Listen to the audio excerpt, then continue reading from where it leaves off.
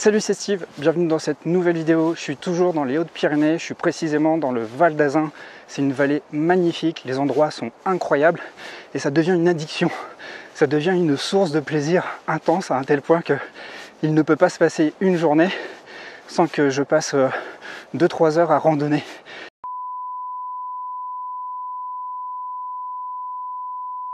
Et c'est vraiment quelque chose de magnifique qui est en plus très vertueux parce que ça me fait du bien à la tête, ça me fait du bien au corps. Je crois que je perds pas mal de kilos en ce moment, ce qui est plutôt positif. Et du coup, je voudrais faire un parallèle avec la thématique que j'explore en ce moment, qui est celle de la motivation. Et je voudrais te faire un parallèle entre l'effort que me demande chaque randonnée et puis l'effort que me demande mon travail et ton travail aussi par rapport aux objectifs que tu t'es fixés.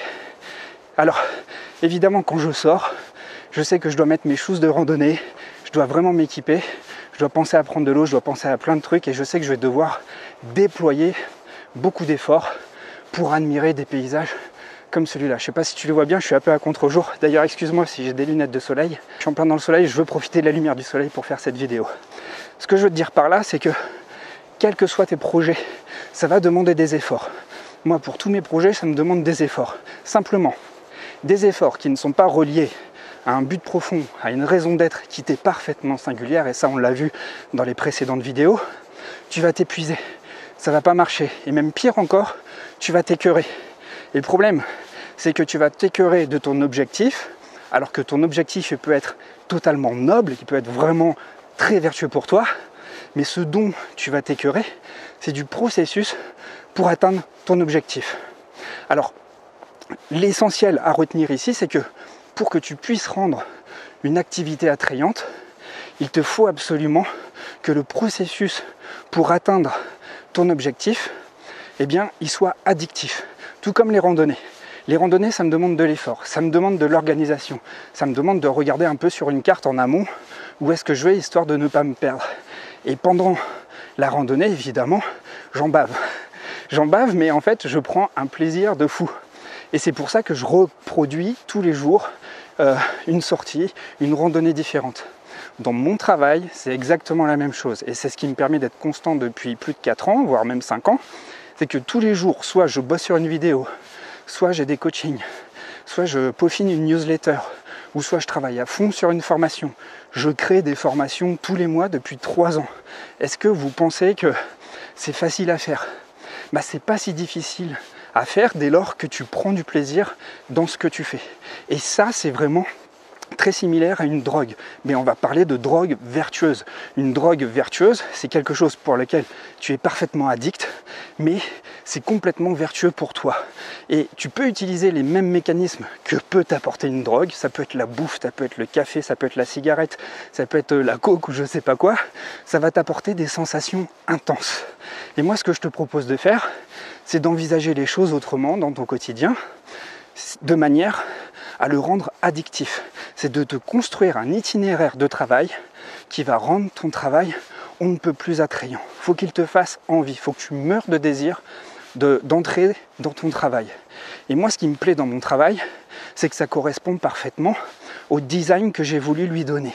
Ça ne s'est pas fait tout seul, ça a demandé un travail en amont, mais j'ai pensé par exemple à la manière dont j'avais l'habitude d'être à l'aise avec ma manière de travailler, avec mes processus de réflexion. Moi, je suis quelqu'un d'assez organisé et d'assez conceptuel. J'aime aussi analyser les choses et je suis beaucoup dans le contact avec les gens. Par conséquent, en fonction de tous ces critères-là, je me suis aménagé des journées dans la semaine, des journées de travail qui vont rendre la tâche beaucoup plus sexy.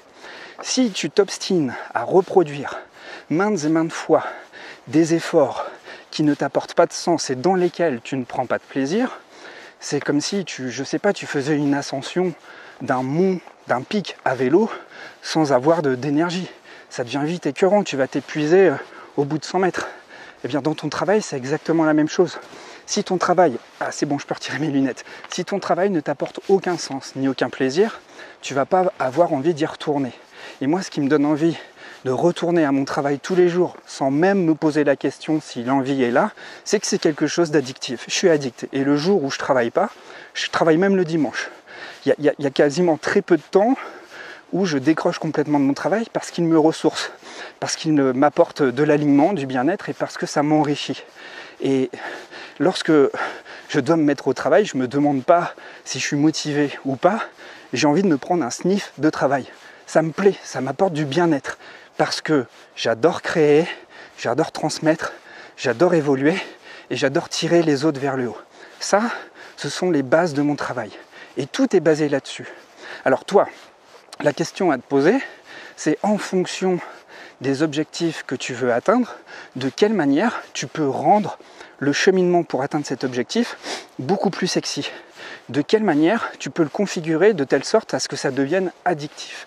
Il y a certainement eu des choses dans ta vie pour lesquelles tu as avancé super vite parce que tu as avancé sans même te demander si tu étais motivé ou pas. C'est-à-dire que l'énergie intrinsèque était suffisamment présente pour que tu te mettes en mouvement sans avoir l'impression de vraiment dépenser des efforts. C'est ça une activité addictive. C'est quelque chose qui va être vertueux, qui va te développer, qui va t'apporter du bien-être et pour lesquels tu vas être hyper efficient, c'est-à-dire que tu vas produire beaucoup sans dépenser beaucoup d'efforts. Imagine ça comme un dopant. Alors moi ce que je te propose, c'est un programme que j'ai créé, là juste il y a quelques jours, et jusqu'à demain je t'offre une formation en réservant ce programme. Cette formation offerte c'est Nouveau Cap, et ce nouveau programme c'est quoi? C'est le déclic motivation. Et dans le déclic motivation, tu vas trouver plein de manières de travailler, plein de manières d'aborder ton travail, tout en préservant tes ressources internes. Et à travers ce cheminement, tu vas te créer, tu vas te designer une nouvelle manière de travailler qui ne sera pas dépensière en énergie, mais au contraire qui va te régénérer. Je t'en parle souvent sur la chaîne YouTube. Mon principe à moi, c'est de développer des boucles vertueuses. C'est-à-dire te créer des systèmes, des habitudes de travail qui vont te permettre de ne pas dépenser d'énergie, mais au contraire d'avancer tout en te ressourçant. Je te donne simplement l'exemple, j'en suis la preuve juste ici et maintenant, c'est-à-dire que mon travail est étroitement corrélé avec mon plaisir, avec ma qualité de vie. Par exemple ici, je fais une randonnée, je choisis toujours des super paysages et en même temps, j'arrive à être opportuniste dans l'histoire puisque je couple mon travail avec ma randonnée, avec ma promenade. C'est-à-dire que même mes moments de détente vont être source d'inspiration et vont me permettre de produire du contenu et donc ça me permet d'accomplir les tâches que j'ai à faire. Moi, mon travail consiste à créer, à publier du contenu à travers des newsletters à l'écrit, à travers des vidéos sur YouTube et donc j'ai architecturé un mode de vie tout autour de ça. Maintenant, toi, en fonction de ce que tu as à faire, de quelle manière tu peux aménager ton environnement de sorte à ce qu'il te donne envie de te mettre en route, de sorte à ce qu'il te donne envie de prendre du plaisir sur le chemin. Alors tu crois peut-être que c'est impossible. Évidemment, il y aura toujours des freins psychologiques, il y aura toujours des obstacles. Tu penses peut-être que la situation dans laquelle tu te trouves, elle est inextricable. Pourtant, mets-toi bien ça dans la tête, dis-toi que tu ne peux pas résoudre un problème avec les mêmes éléments qui ont causé ce problème. Et donc, pour sortir de cet enfermement mental et pour retrouver de nouvelles ressources, il faut que tu apprennes à prendre un petit peu de recul par rapport à la manière dont se présente le problème. Autrement dit, tu dois l'envisager sous un nouvel angle.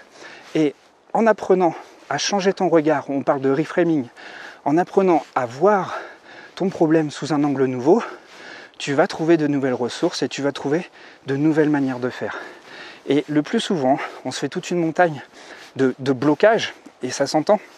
On croit que la tâche est insurmontable, mais parce que plus tu restes longtemps à bloquer sur quelque chose qui n'avance pas, et plus tu as l'impression que ça va être quelque chose d'extrêmement difficile à atteindre. Or, tu t'apercevras que si tu regardes des exemples autour de toi, en apprenant à agir autrement, d'abord à envisager le problème autrement et à agir autrement, eh bien tu vas te rendre compte que tu vas dépenser beaucoup moins d'efforts et que tu vas beaucoup plus facilement atteindre ton but.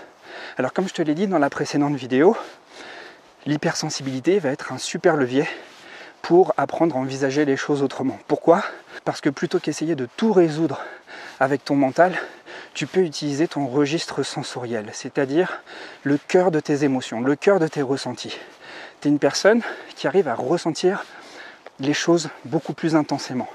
Utilise cette chose irrationnelle qu'il y a en toi. Utilise cette intuition et fais-y confiance. Apprends à penser autrement. Si tu t'aperçois que solliciter ton mental ne marche pas, arrête de t'épuiser à continuer à solliciter ton mental. Apprends à utiliser les autres ressources que la nature t'a données pour solutionner une problématique.